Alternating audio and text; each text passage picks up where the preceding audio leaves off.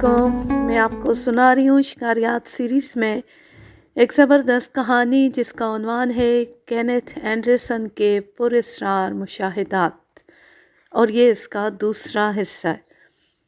ओता केमोन से 15 मील दूर मावान हाला नाम की एक आबादी है।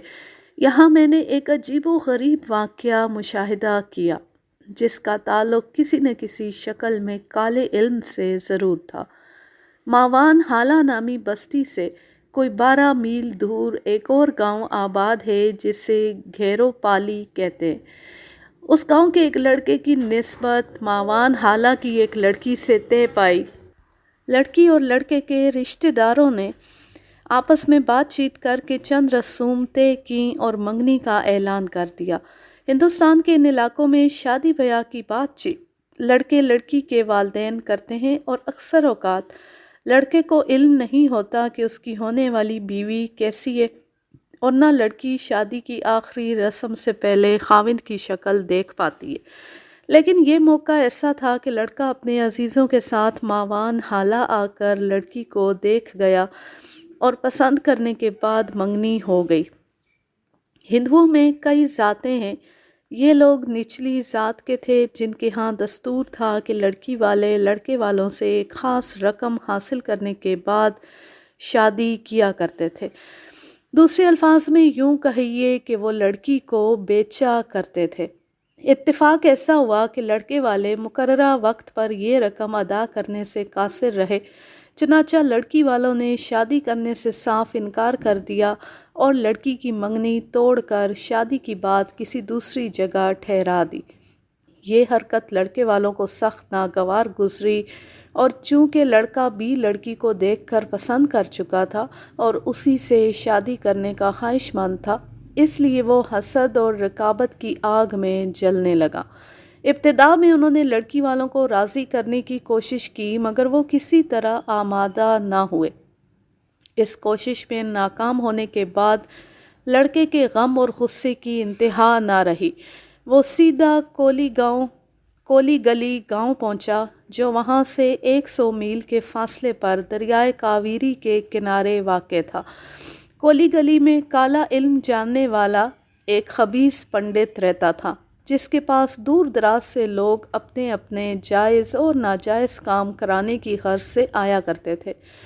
मैंने भी उस शख्स के बाकमाल होने की बहुत सी दास्तानें लोगों से सुनी थी, लेकिन ये इतनी हैरत अंगेज़ और पुरअसरार थीं कि इन पर यकीन करना मुश्किल था।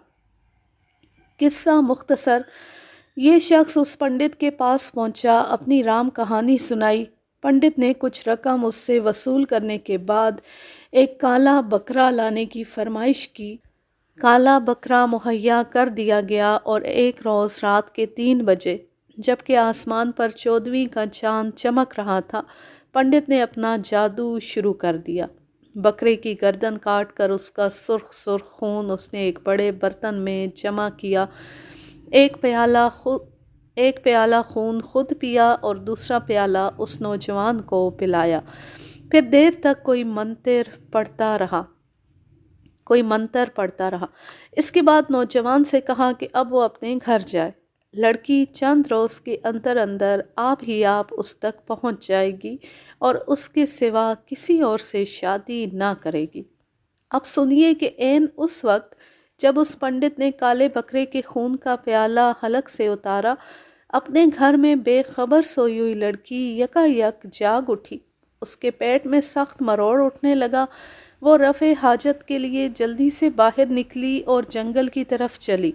इस मकसद के लिए उन लोगों ने अपने घरों के पिछवाड़े कुछ फासले पर बड़े बड़े गड्ढे खोद रखे हैं और बस्ती के तमाम मर्दो ज़न वहीं आकर फितरत की पुकार पर लब्बैक कहते हैं। लड़की का बयान ये है, जब मैं फारिग होकर वापस अपने घर की तरफ आ रही थी तो यकलख्त मुझे भयानक चेहरों वाले 2 आदमी दिखाई दिए। मैंने उन्हें इससे पहले कभी नहीं देखा था। उनकी आंखें लाल लाल अंगारा सी थीं और सफ़ेद सफ़ेद दांत बाहर निकले हुए थे। उन्होंने मेरी साड़ी का पल्लू थाम कर कहा कि तुम्हें हमारे साथ घेरो पाली चलना पड़ेगा। میں انہیں دیکھ کر پہلے ہی ڈر گئی تھی، اور اب جو انہوں نے گھیرو پالی کا نام لیا تو میں سمجھ گئی کہ یہ میرے منگیتر کی طرف سے بھیجے گئے ہیں اور بدمعاش آدمی معلوم ہوتے ہیں۔ چنانچہ میں نے کہا کہ میں اس وقت نہیں جا سکتی، البتہ دن میں آ جاؤں گی۔ اس پر بولے کہ نہیں، اسی وقت چلنا ہوگا۔ میں نے انہیں سمجھایا کہ گھیرو پالی یہاں سے بہت دور ہے اور میں اتنی دور پیدل نہ جا سکوں گی۔ میری اس بات پر کہنے لگے کہ ہم تمہیں اٹھا کر چلیں گے۔ اسی حجت کے دوران میں لڑکی کی نظر زمین پر پڑی اور اسے احساس ہوا کہ بھیانک چہرے والے ان آدمیوں کے پاؤں موجود ہی نہیں۔ حالانکہ اس وقت چاندنی اچھی طرح پھیلی ہوئی تھی اور دور دور تک کا منظر بخوبی نظر آ رہا تھا، لیکن ان آدمیوں کے پیر اسے دکھائی نہیں دے رہے تھے۔ دہشت سے لڑکی کے رونگٹے کھڑے ہو گئے اور پھر وہ زور زور سے چیخنے چلانے لگی۔ اس کی چیختی دونوں شیطان نظروں سے غائب ہو گئے۔ چند لمحوں بعد چیخیں سن کر ارد گرد کے مکانوں میں رہنے والے لوگ دوڑتے ہوئے آئے اور لڑکی نے سارا قصہ انہیں سنایا، مگر کسی نے اس کی بات پر یقین نہیں کیا اور سب نے رائے ظاہر کی کہ لڑکی نے کوئی ڈراؤنا خواب دیکھا ہے۔ ایک دو آدمیوں نے محض تجسس کی خاطر ادھر ادھر ان دو پراسرار اجنبیوں کو تلاش بھی کیا، لیکن ان کا کہیں سراغ نہ ملا۔ لڑکی سارا دن اداس اور گھبرائی گھبرائی سی رہی اور اس نے کچھ کھایا نہ پیا، مگر شام کو 7:30 بجے کے قریب جبکہ گھر کے سب افراد رات کا کھانا کھایا کرتے تھے، اس نے اچانک اپنی ماں سے کھانے کی فرمائش کی۔ چنانچہ کڑی اور چاول اس کے آگے رکھ دیے گئے۔ ابھی لڑکی نے اپنے ہاتھ سے کڑی ملے ہوئے چاولوں کی گیند سی بنا کر منہ میں رکھی تھی اور ایک دو بار جبڑا چلایا تھا کہ اسے ابکائی سی آئی، اور پھر اس نے نوالا تھوک دیا، لیکن اس کے منہ سے چاولوں کی بجائے سخت پتھر کا ایک ٹکڑا نکلا۔ 8 روز تک یہی تماشا ہوتا رہا۔ لڑکی سارا دن کھانے کو نہ مانگتی، لیکن سورج غروب ہوتی ٹھیک 7:30 بجے اسے زوروں کی بھوک لگتی، مگر جو ہی وہ خوراک کا پہلا لقمہ منہ میں ڈال کر چباتی، یہ خوراک یا تو پتھر بن جاتی یا کانچ کے ننھے منھے ٹکڑے۔ اس دلچسپ اور عجیب واقعے کی خبر آگ کی مانند گرد و نواح میں پھیل گئی اور لوگ دور دور سے اس لڑکی کو دیکھنے کے لیے آنے لگے۔ ایک شخص کی زبانی مجھے بھی ان واقعات کا علم ہوا اور میں وہاں پہنچا۔ لڑکی کے ماں باپ، پاس پڑوس والوں اور گاؤں کے دوسرے لوگوں نے اس کہانی کی تصدیق کی اور پھر مجھے وہ پتھر اور کانچ کے ٹکڑے بھی دکھائے گئے۔ اب بھی جب کہ میں یہ سطریں لکھ رہا ہوں، یہ ٹکڑے میری میز پر رکھے ہوئے ہیں۔ ان میں کوئی خاص بات نہیں، یہی نظر آتا ہے کہ کانچ کی کسی ٹوٹی ہوئی بوتل کے ٹکڑے ہیں یا وہ روڑے جو عام طور پر گلی کوچوں میں بکھرے رہتے ہیں۔ بہرحال شام کے وقت میں نے اپنی آنکھ سے اس لڑکی کے کھانا کھانے کا منظر دیکھا۔ اس نے خوراک کا لقمہ بنا کر منہ میں رکھا، مگر فوراً ہی اس کے چہرے پر انتہائی اذیت کے آثار نمودار ہوئے اور پھر اس نے لقمہ زمین پر تھوک دیا۔ میں نے دیکھا کہ 3 اونس وزن کا ایک سیاہ پتھر فرش پر پڑا ہے۔ دفتن میرے ذہن میں آیا کہ لڑکی نے سب کو پاگل بنانے کے لیے یہ ڈھونگ رچایا ہے۔ وہ یقیناً اسی گھیرو پالی گاؤں کے لڑکے سے شادی کرنا چاہتی ہے، اور چونکہ منگنی ٹوٹ جانے کے بعد شادی ہونا ممکن نہیں رہا، اس لیے لڑکی نے یہ تدبیر سوچی ہے۔ دن کو کسی وقت پتھر یا کانچ کی ٹوٹی ہوئی بوتل کا ٹکڑا اپنے پاس چھپا لیتی ہے، اور شام کو کھانے کے وقت کچھ دیر پہلے یہ ٹکڑا دوسروں کی نظر بچا کر اپنے منہ میں رکھ لیتی ہے۔ اس نے معمولی مشق کے بعد غالباً کچھ ایسا طریقہ پا لیا ہے کہ لقمہ تو نگل لیتی ہے، لیکن یہ ٹکڑا حلق میں جانے نہیں پاتا، جسے وہ 1 منٹ بعد اگل دیتی ہے۔ یہ خیال آتی ہی میں نے آگے بڑھ کر لڑکی کی گردن پکڑی اور اسے دھمکا کر منہ کھولنے کو کہا۔ اس نے تعمیل کی۔ میں نے ٹارچ کی مدد سے اس کے منہ کا حلق تک معائنہ کیا اور یہ دیکھ کر حیرت ہوئی کہ چند لمحے پہلے اس نے غذا کا جو لقمہ منہ میں رکھا تھا، اس کی ہلکی سی نشانی بھی باقی نہیں ہے۔ آخر یہ کیسے ممکن ہے کہ کوئی شخص کھانا کھاتے وقت لقمہ حلق سے نیچے اتارے اور غذا کے ذرے زبان یا جبڑے کے اوپر نیچے لگے نہ رہ جائیں؟ مگر لڑکی کا منہ بالکل صاف تھا۔ اس پر بھی مجھے اطمینان نہ ہوا اور میں نے لڑکی کے حلق میں انگلی ڈال کر اور ادھر ادھر گھما کر پوری تسلی کی کہ اس نے پتھر کا ایسا ہی کوئی اور ٹکڑا تو نہیں چھپا رکھا، لیکن بہسود۔ اب تو میں چکرایا کہ معاملہ واقعی میرے بس سے باہر ہے اور اس کہانی میں کچھ نہ کچھ صداقت ضرور ہے۔ میں نے لڑکی کا چہرہ بخور دیکھا، اس پر مکاری اور چلتر کی کوئی علامت نہ تھی۔ ویسے بھی بیچاری 8 دن کے مسلسل فاقوں کے باعث ادموئی ہو رہی تھی اور ایک سست مشین کی طرح میرے احکام کی تعمیل کرتی جاتی تھی۔ اس دوران میں اس نے منہ سے ایک لفظ بھی نہ نکالا اور دیوانوں کی طرح لوگوں کی طرف تکتی رہی۔ لڑکی کی ماں، بہنیں اور بھائی ایک طرف کھڑے چپکے چپکے رو رہے تھے اور ان سب کا یہی کہنا تھا کہ کسی نے اس پر جادو کر دیا ہے۔ اگلے روز شام کو ٹھیک اسی وقت میں پھر وہاں پہنچا۔ تماشائیوں کا مجمع بدستور لگا ہوا تھا۔ لڑکی کے سامنے کھانے کا برتن لا کر رکھا گیا، اس میں شکر ملے چاول بھرے تھے۔ لڑکی نے دائیں ہاتھ سے لقمہ بنایا اور منہ میں رکھنے ہی والی تھی کہ میں نے اس کا ہاتھ پکڑ لیا اور مٹھی کھول کر اپنے ہاتھ سے اس لقمے کو کریدا۔ اس میں کوئی پتھر نہ تھا۔ پھر میں نے لڑکی کا منہ کھلوا کر دوبارہ اپنی انگلی اور ٹارچ کی مدد سے اس کا ایک ایک گوشہ دیکھا بھالا، منہ میں بھی کچھ نہ تھا۔ اب میں نے لڑکی کا ہاتھ چھوڑ دیا اور وہی لقمہ کھانے کا اشارہ کیا۔ دوسری لمحے لڑکی کے جبڑوں میں کڑ کڑ کی سی آواز پیدا ہوئی اور پھر اس نے ایک پتھر اگل کر پلیٹ میں ڈال دیا۔ میں نے دوبارہ اس کا منہ کھلوایا لیکن اس میں چاول کا ایک دانہ بھی نہ تھا۔ میری پیشانی پسینے سے تر ہو گئی۔ میں نے لڑکی کو چھوڑ دیا، اس نے لیٹ کر آنکھیں بند کر لیں اور بے خبر سو گئی۔ کئی روز تک میں یہ تماشا دیکھتا رہا۔ یقین نہ آتا تھا کہ ایسا ہو سکتا ہے، لیکن میں اپنے مشاہدے کو کیوں کر جھٹلا سکتا تھا۔ ایک دو بار اس لڑکی نے اپنے ماں باپ سے کہا کہ 2 آدمی اسے پھر لینے کے لیے آئے تھے اور کہتے تھے کہ اگر تو گھیرو پالی نہ گئی تو اسی طرح بھوکی مر جائے گی۔ یہ سن کر لڑکی کے والدین سخت خوفزدہ ہوئے اور کہنے لگے کہ ہم اس کی شادی اسی لڑکے سے کیے دیتے ہیں، خواہ وہ رقم ادا کرے یا نہ کرے۔ اتفاق کی بات کہ اگلی روز ایک پنڈت اس گاؤں میں وارد ہوا۔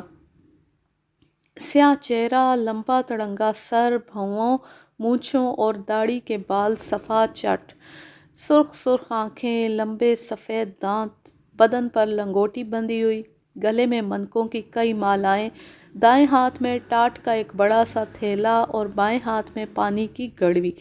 اس شخص کے چہرے پر بھی خباثت کے آثار تھے اور جو ہی گاؤں والوں نے اسے دیکھا سب اس کے سامنے آ کر ڈنڈوت کرنے لگے اور ہر شخص ادب و احترام سے پیش آنے لگا۔ پنڈت سیدھا اس گھر میں آیا جہاں لڑکی رہتی تھی۔ زمین پر بیٹھ کر اس نے ارد گرد کھڑے ہوئے لوگوں پر طاہرانہ نظر ڈالی، پھر یک لخت مجھے دیکھ کر کھڑا ہو گیا۔ میں نے ہاتھ کے اشارے سے اسے بیٹھنے کو کہا، لیکن اب اس کی آنکھوں سے خوف جھلک رہا تھا۔ اس زمانے میں چونکہ ہندوستان پر انگریزوں کی حکومت تھی اور میں بدقسمتی سے اسی حکمران قوم کا ایک فرد تھا، اس لیے یہ پنڈت کالے علم کا ماہر ہونے کے باوجود مجھ سے خوف کھا رہا تھا۔ قصہ مختصر، اسے سارا قصہ لڑکی کی ماں نے رو رو کر سنایا۔ پنڈت بخور سنتا رہا، اس نے ایک لفظ زبان سے نہ نکالا، البتہ غور سے لڑکی کی صورت دیکھتا رہا جو اس تمام معاملے سے گویا لا تعلق بنی زمین پر بیٹھی تھی اور اس نے چہرے پر لمبا سا گھونگھٹ نکال رکھا تھا۔ دفتن پنڈت نے اپنے تھیلے میں سے ایک انسانی کھوپڑی نکالی۔ یہ کسی بچے کی کھوپڑی تھی اور اس کا رنگ کالا تھا، شاید رنگ اس پر پھیرا گیا تھا۔ اس نے اس کھوپڑی سے لڑکی کے چاروں طرف دائرہ سا کھینچ دیا اور کھوپڑی دوبارہ تھیلے میں ڈال دی۔ پھر اس نے کرخت لہجے میں لڑکی سے کہا، وہاں سے اٹھ کر گھر میں چلی جا۔ لڑکی نے یہ حکم سنا اور جانے کے لیے اٹھی، لیکن دائرے سے باہر قدم نہ نکال سکی۔ ایسا معلوم ہوتا تھا کہ زمین نے اس کے پیر پکڑ لیے۔ یہ دیکھ کر پنڈت مسکرایا اور اس کے سفید سفید دانت دیکھ کر میرے بدن میں جھرجھری سی دوڑ گئی۔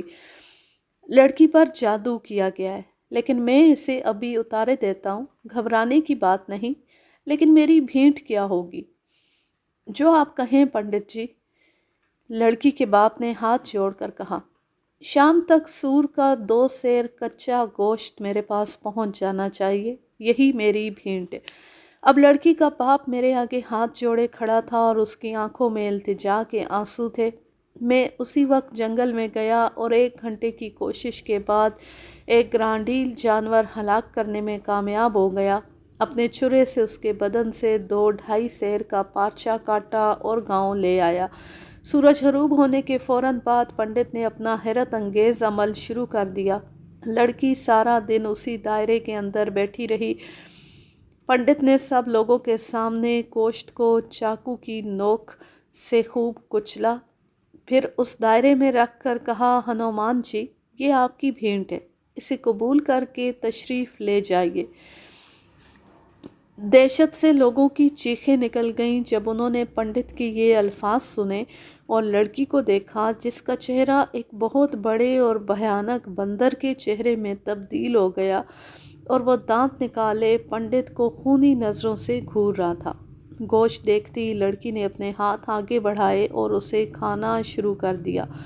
चंद लम्हों में सारा गोश्त हड़प किया जा चुका था। इस दौरान में पंडित मुसलसल मंत्र पढ़ता रहा। गोश्त हड़प करने के बाद लड़की ने फिर पंडित की तरफ देखा। पंडित ने हाथ जोड़कर दंडवत की और बोला, कोई और हुक्म? तुमने हमारी सेवा की है, हम जाते हैं।